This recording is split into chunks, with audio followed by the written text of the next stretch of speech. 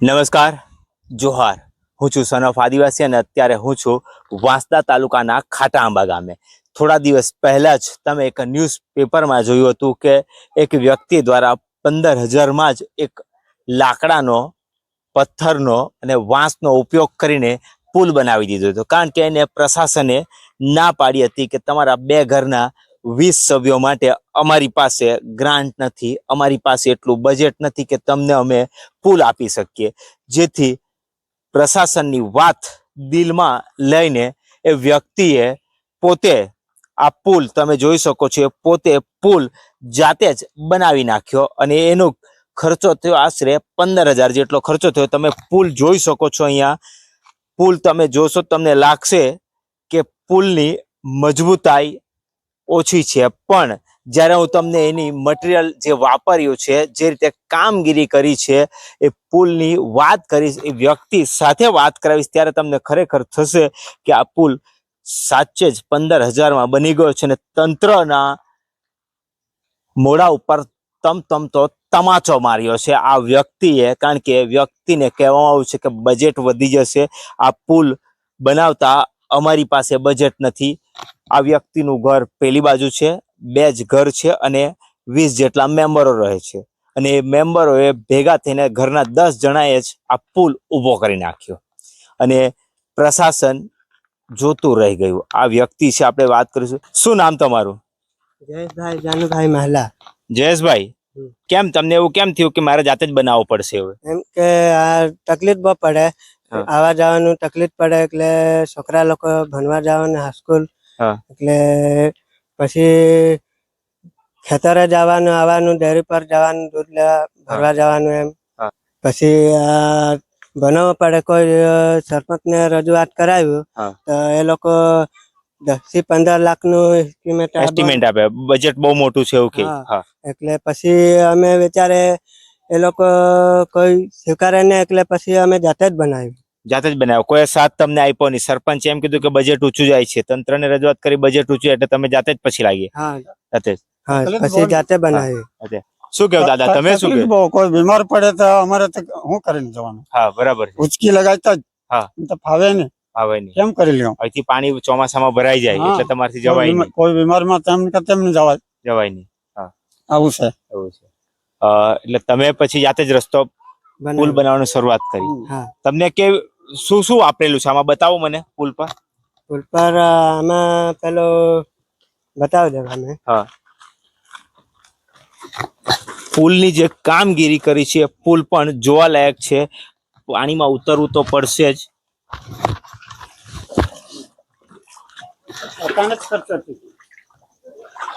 પુલ તમે નીચેથી જોઈ શકો છો. પુલ ઉપર એમણે, આ બતાવું છું તમને, લાઇટના તૂટેલા થાંભલાનો ઉપયોગ કર્યો છે. 4 જેટલા થાંભલા છે લાઇટના, જે અહીંથી સીધા ત્યાં મૂક્યા છે. લાકડાનો ઉપયોગ છે. તમને કેવી રીતે લાગ્યું કે આ ઉપયોગ કરવો પડશે? એમ કે આવા જવાનું કોઈ લાકડા ટાઈમ તો રહી જાય ને, લાઈટના થાંભા ટુકડા મૂકી દે તો સારું પડે. એટલે તમે લાઇટના થાંભલા, એટલે વજન ખમી જાય. વજન ખમી જાય તમારું. અહીંથી તમે 2 વ્હીલ લઈ જાઓ. 2 વ્હીલ લઈ જાય ને, પેલો કાદો પાડવાનું ટ્રેક્ટર લઈ જાય. મિની ટ્રેક્ટર બી અહીંથી જઈ શકે. આ સિમેન્ટ કેટલી વાપરી તમે આમાં? આમાં 12 ગુણ એવું ખરો. 12 થી 15 ગુણ જે સિમેન્ટ તમે વાપરી આમાં, બંનેના પાયામાં. આ પથ્થર, પછી પથ્થર આમાં 9-10 ટ્રેક્ટર થાય. તે પથ્થર ક્યાંથી? અહીંથી આ નદીમાંથી જ તમે લઈ લીધા? હા, લઈ દીધા ને બીજા હજુ હોદી લાવ્યા. આજુબાજુથી, દૂરથી નદીમાંથી પથ્થર જ હોદી લાવ્યા તમે? પથ્થર શોધી લાવ્યા. તમે વિચાર કરો, જે રીતે પુલની કારીગરી છે, પુલ જે રીતે બનાવ્યો છે. અહીંયા તમે જોઈ શકો છો, પથ્થરનો પાયો છે, સિમેન્ટના તૂટેલા થાંભલા છે, લાકડાનો ઉપયોગ છે, બાંબુનો ઉપયોગ છે. અત્યારે જો તમે જઈ શકો છો, ચાર લઈને ઘાસ ચારો ઢોર માટે એ પુલ ઉપરથી લઈને પસાર થાય છે અત્યારે. એટલે તમે વિચાર કરો કે એક સામાન્ય વ્યક્તિએ તંત્રના મોઢે તમાચો માર્યો છે. જ્યારે એક વખત વરસાદમાં રેલ આવી ગઈ, અહીંયા રેલ આવી ગઈ ને, અહીંયા આ પુલને કઈ થયું? કઈ થયા નહીં. કઈ થયું નહીં ને. કઈ નહીં.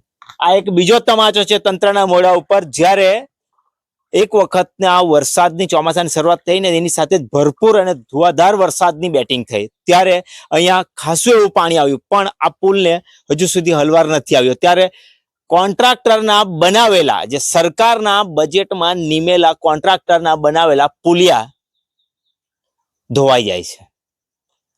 આ 15 જેટલી સિમેન્ટની ગુણમાં બનાવેલો પુલ અડીખમ છે. જ્યારે 15,000નો બજેટનો પુલ અડીખમ છે, ત્યારે સરકારના 1.5 લાખના, 2.5 લાખના અને 5 લાખના પુલિયા પહેલા જ વરસાદમાં ધોવાઈ જાય છે. એને પણ સરકારે શીખવું જોઈએ, તંત્રએ શીખવું જોઈએ, વાંસદાના એસઓએ શીખવું જોઈએ, વાંસદાના કોન્ટ્રાક્ટરો છે એમણે શીખવું જોઈએ એમની પાસે આવીને કે પુલ કેવી રીતે બનાવે. આ લાકડાનો ઉપયોગ તમે કેવી રીતે, શાના માટે આ લાકડાનો ઉપયોગ કરે? આ પેલો જાંબુડાનો. જાંબુડાના લાકડાનો એ અહીંયા મૂકી દીધા, કેવી રીતે કર્યું? આ તો પછી પથ્થર હતો, પથ્થરને આ ઘનકોન પેલો તોડીને ખાડો ખોદો, પછી આ ઉભો કર્યો, પછી સિમેન્ટના માલ ઉપયોગ કરો, બીજો હું અહીંયા મૂકી દીધું, પોતાની બુદ્ધિથી બનાવ્યું. પોતાની બુદ્ધિથી બનાવ્યું. હું કેમેરામેનને કહીશ કે બીજી બાજુથી પણ આ પુલ બનાવે, કારણ કે આ બાજુ તમે જોઈ શકો છો નદીનો સુંદર દ્રશ્યો છે, કોતર છે, અહીંથી પાણી વહે છે અને આ પુલ છે. સામેની બાજુ એમના ઘર છે, પણ પુલ હાલમાં અડીખમ છે. અને એમની જે સમસ્યા એમણે બતાવી કે અમને ઘરે થી સ્કૂલે જતા બાળકોને દવાખાને લઈ જવા માટે, ચારો લાવવા માટે, ઘાસ ચરવા માટે, ઢોર ઢાખર માટે, દાન લાવવા માટે કોઈ પણ સમયે આ પુલનો ઉપયોગ ખૂબ જ જરૂરી છે. એના માટે જે એમણે સાહસ કર્યું છે ખૂબ જ બિરદાવવા લાયક છે, કારણ કે પેલી બાજુ એમના ઘરો આવેલા છે, ઘરોમાં 20 જેટલા મેમ્બરો છે, પણ જ્યારે પણ બીમાર થાય છે ત્યારે એમને જે તકલીફ વેઠવી પડે છે એ તકલીફ ખૂબ જ અસંખ્ય તકલીફ હશે. અને એ અસંખ્ય તકલીફના લીધે જ આજે એમણે પોતાની મહેનતથી આ પુલ બનાવી કાઢ્યો છે. આ પુલનું હું તમને બીજી બાજુથી દ્રશ્ય બતાવું છું કે એમના જે ઘર છે, પેલી બાજુ એમના ઘર છે, તમે ઘર જોઈ શકો છો. અહીંથી એમના 2 થી 3 જેટલા ઘર આવેલા છે, એમનો પરિવાર અહીંયા રહે છે. બીજો કોઈ જવાનો રસ્તો નથી એમના માટે, ફક્ત આ જ એવો રસ્તો છે કે જ્યાંથી એ પસાર થઈ શકે. તંત્રની લાપરવાહી કહીએ કે તંત્રની બેદરકારી, એ તો આવનાર સમય જ કહેશે કે તંત્રની પરવાહી છે કે લાપરવાહી. દુનિયાની 7મી અજાયબી કહીએ તો પણ ચાલે એવો આ પુલ છે. અત્યારે ફરી પાછા ખેતરમાં જવા માટે અહીંથી લોકો જઈ રહ્યા છે કે જે આ પુલ ઉપરથી સીધા પેલી બાજુ ઉપર જઈ શકે છે, તે પણ કોઈ પણ તકલીફ વગર. ઘણા લોકો માટે આ રાહતનો પુલ કહીએ તો પણ ચાલે, કારણ કે લોકોની ખેતી પેલી બાજુ છે અને લોકો ખેતી કરવા માટે આ જ પુલનો હવે ઉપયોગ કરે છે. જ્યારે પુલ ન હતો ત્યારે અહીંથી જ કોતરમાંથી જવા મજબૂર હતા. ત્યારે કોઈ પણ હાદસો થઈ શકે, કારણ કે અહીંયા ઘણી વખત પાણી પૂરજોશમાં આવતું હોય છે. અહીંથી કોતર છે, આખી પથરાળ વિસ્તાર છે, નદીનો ઊંડો વિસ્તાર છે, ઉપરથી પાણી આવે છે અને પાણી અહીંથી વહીને પેલી બાજુ જાય છે. ત્યારે અહીંયાથી વગર પુલે આવું ખૂબ જ જોખમકારક છે. શું કહેશો તમે હવે? તંત્રને શું કહેશો? સરકારને શું કહેશો તમે? સરકાર લોકો લાભ આપે તો સારું. એમ તમે આ પુલ બનાવ્યો તો તમને લોકોએ શું કીધું? અત્યારે આમ પેલી બાજુ જાય લોકો તો શું કહે? કહે કે રસ્તો બનાવે તો સારું, એમ ખેતરે જવાનું આવવાનું કોઈ તકલીફ નહીં પડે. એમ કોઈ તકલીફ નહીં. તમે અહીંથી જાઓ, બીજા બધા જાય ખેતર પર, તો તમે કોઈ દાડે એમ કીધું કે આ તો અમે બનાવ્યો છે, અમે નથી જવા દેવાનું, એવું તમે કોઈ દાડે કીધું? એમ તો અમે હજુ કોઈને કીધું નહીં. તમે એમ બી નહીં એમ કીધું કે અમે આ ખર્ચો અમે કરેલો છે, પૈસા અમે વાપરેલા છે, સિમેન્ટ અમે લાવ્યા, મહેનત અમે કરી 10 જણ, એવું તમે અહીંથી નહીં જશો કે એવું કીધું? કોઈને કીધું નહીં.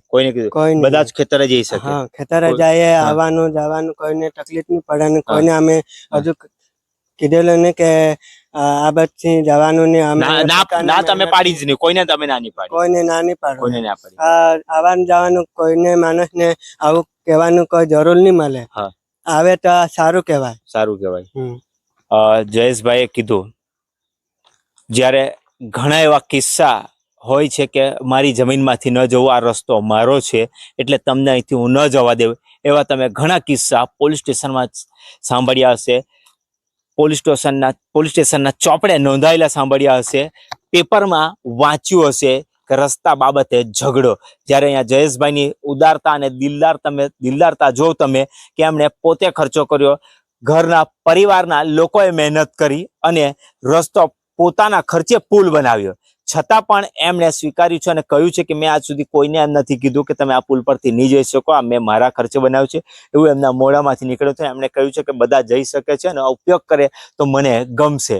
હવે સરકારે વિચારવાનું છે કે એક મત માટે તો તમે મતદાન કુટીર બનાવો છો, એક મત લેવા માટે દરિયો ખેડાવો છો, જંગલ ખેડાવો છો, પહાડ ચડાવો છો અને ત્યાં એક મત લેવા માટે મતદાનનું મહત્વ સમજાવો છે. જ્યારે અહીંયા 20 જેટલા મતદાર અને મતદાતાઓ છે, ત્યારે એમને પાસે ફક્ત મત લેવા માટે જ એમનો ઉપયોગ કરવામાં આવે છે. જ્યારે એમના મતનું વળતર આપવાની વાત હોય છે, મતનું રિટર્ન આપવાની વાત હોય છે, ત્યારે એમને કહેવામાં આવ્યું છે કે બજેટમાં નથી આવતું એટલે તમારા માટે પુલ નહીં બને. આ કેટલું યોગ્ય કહેવાય? આ તંત્રએ, કલેક્ટરે અને ટીડીઓ સાહેબે, ડીડીઓ સાહેબે અને મુખ્યમંત્રીએ પણ આ વાત ધ્યાનમાં લેવા જેવી છે.